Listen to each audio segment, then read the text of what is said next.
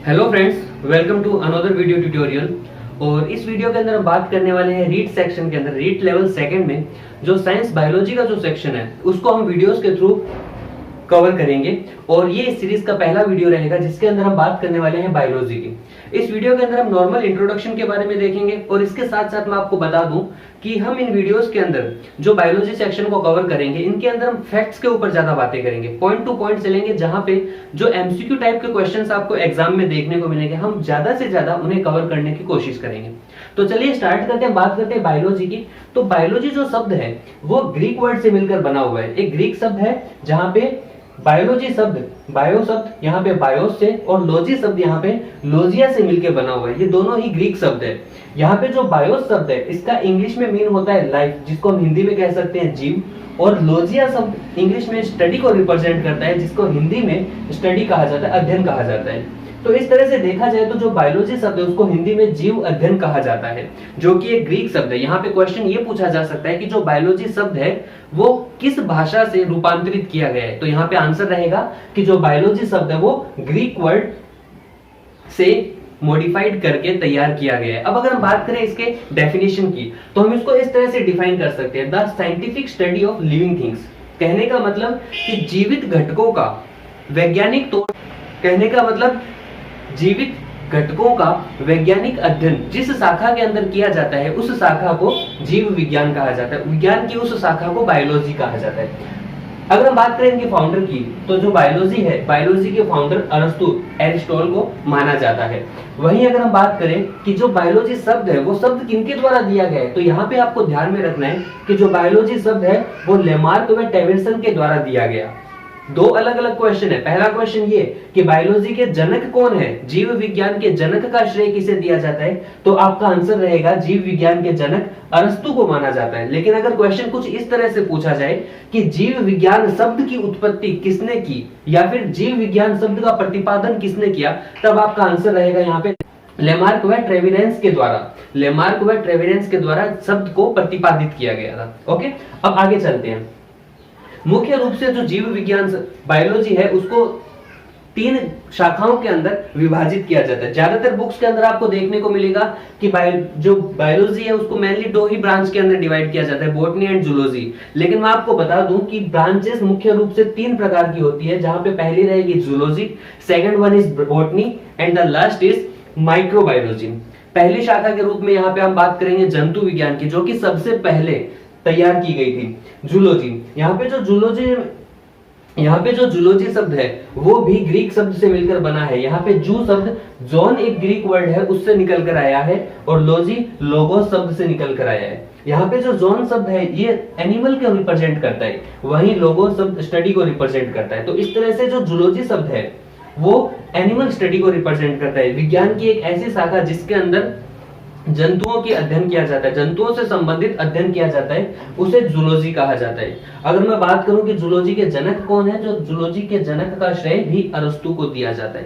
कहने का मतलब पहले अरस्तु ने जूलॉजी की स्टडी की थी जिसे बायोलॉजी के अंदर बाद में रखा गया इन फर्दर ब्रांच के डेवलपमेंट के बाद में। तो इस वजह से जो बायोलॉजी का श्रेय है, जनक का श्रेय भी अरस्तु को दिया जाता है और इसके साथ साथ जंतु विज्ञान के खोज का श्रेय भी अरस्तु को ही दिया जाता है। आगे चलते हैं सेकंड ब्रांच की। अगर हम बात करें तो सेकंड ब्रांच है बॉटनी।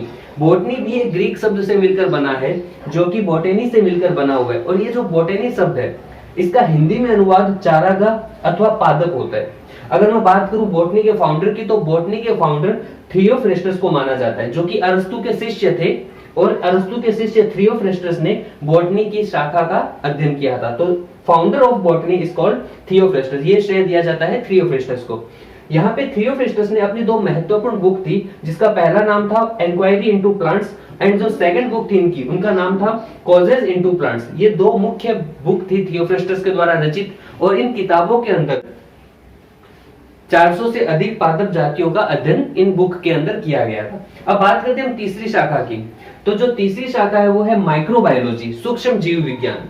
यहाँ पे माइक्रो शब्द सूक्ष्म और बायोलॉजी शब्द जीवों के अध्ययन को रिप्रेजेंट करता है। और अगर मैं बात करूं माइक्रोबायोलॉजी के फाउंडर की, तो माइक्रोबायोलॉजी के फाउंडर ल्यूवेनहॉक को माना जाता है। ल्यूवेनहॉक ने सबसे पहले सूक्ष्म जीवों का अध्ययन किया था। अब क्वेश्चन ये पूछा जाता है कि कौन से सूक्ष्म जीव का सबसे पहले अध्ययन ल्यूवेनहॉक के द्वारा माइक्रोबायोलॉजी के अंदर किया गया, तो यहाँ पे आंसर निकल के आएगा जीवाणु का। सबसे पहले जीवाणु का अध्ययन, उसके बाद में प्रोटोजोआ का अध्ययन और उसके बाद में शुक्राणु का अध्ययन ल्यूवेनहॉक के द्वारा अपने द्वारा निर्मित सूक्ष्मदर्शी की सहायता से किया गया था। तो सूक्ष्म जीव विज्ञान के जनक के रूप में ल्यूवेनहॉक को माना जाता है। अब इस तरह से आप ये भी कह सकते हो कि जीवाणु के सबसे पहले अध्ययन करने का श्रेय भी ल्यूवेनहॉक को, जो कि बैक्टीरियोलॉजी है, बैक्टीरियोलॉजी के जनक भी ल्यूवेनहॉक को। इसी तरह से प्रोटोजोलॉजी का अध्ययन का श्रेय भी ल्यूवेनहॉक को माना जाता है। अब आगे अगर हम बात करें तो अब तक दुनिया के अंदर 12 लाख से भी ज्यादा जंतुओं की खोज की जा चुकी है। वहीं अगर हम पादप वर्गों की बात करें तो अब तक 5 लाख से भी अधिक पादप वर्गों की खोज की जा चुकी है।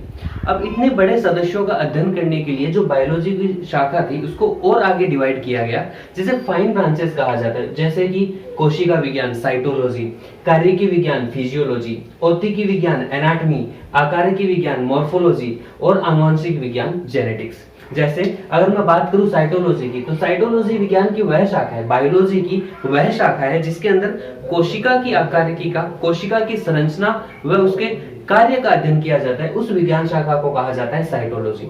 दूसरी अगर मैं बात करूं फिजियोलॉजी की, तो इसके अंदर उसके कार्यकी का अध्ययन किया जाता है कि कोशिका के अंदर कार्य किस प्रकार से होते हैं, जैसे श्वसन की क्रिया, जैसे पाचन की क्रिया, जैसे ऊर्जा उत्पादन की क्रिया, तो उन सब का अध्ययन किया जाता है फिजियोलॉजी की। उसकी कार्यकी का अध्ययन जिस शाखा के अंदर किया जाता है, विज्ञान की वह शाखा कहलाती है फिजियोलॉजी।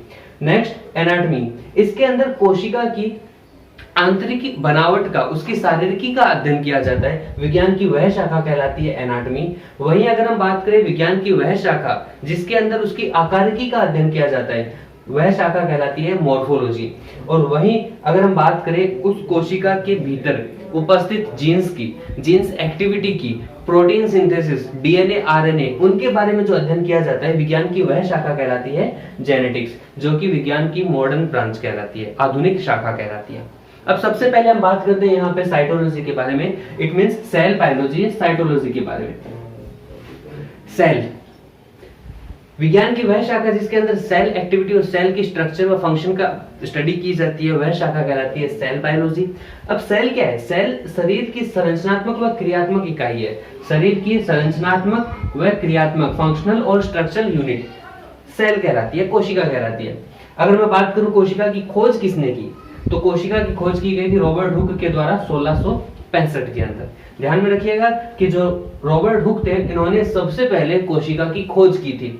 अब अगर मैं बात करूं कि जो रॉबर्ट हुक ने खोज की थी, उन्होंने तो एक डेड सेल कॉर्क से, एक डेड सेल से कॉर्क से, जो कि मधुमक्खी के छत्ते के समान दिखाई देता था, कुछ इस तरह की संरचना रखता था, जो कि एक डेड सेल थी, उसके द्वारा कोशिका की खोज की थी। इस वजह से इन्हें सबसे पहले कोशिका की खोज करने के कारण इन्हें साइटोलॉजी या सेल बायोलॉजी के फाउंडर के रूप में माना जाता है। लेकिन इसके बाद में सेल के आगे की जो स्टडी की गई थी, वो की गई थी सीपी स्वानसन के द्वारा।